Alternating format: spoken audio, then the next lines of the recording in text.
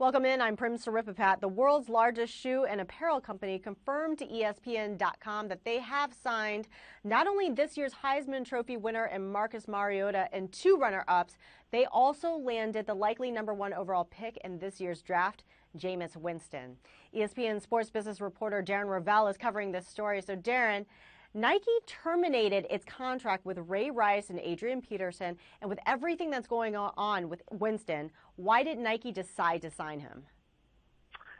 Well, I'm going to guess, and that is that he's just too good of a potential player in the league that, maybe they talked to him or figured out that he was a different person, or he never did what has been said he did.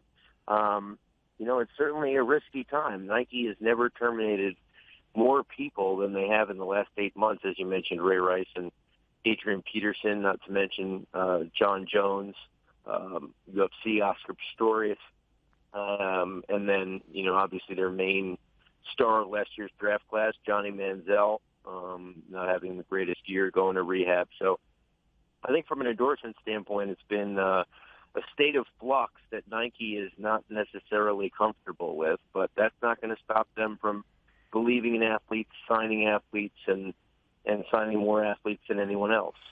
And they're certainly not the only company to sign athletes based on their potential. Having said that, none of these guys have even played a snap in the National Football League. What kind of deal or compensation, do you have any idea, did Nike offer them?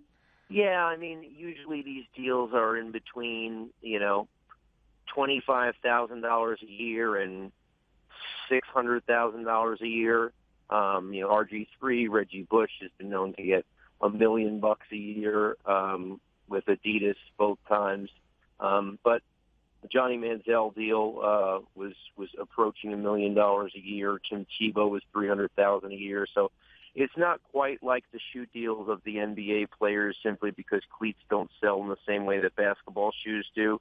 But it's a nice chunk of money that guys like to have. All right, that's ESPN sports business reporter Darren Ravel with the latest on this story. Darren, thank you. Thank you. We'll keep you updated with this story. Keep it logged on to ESPN.com as well as our NFL page on ESPN.com.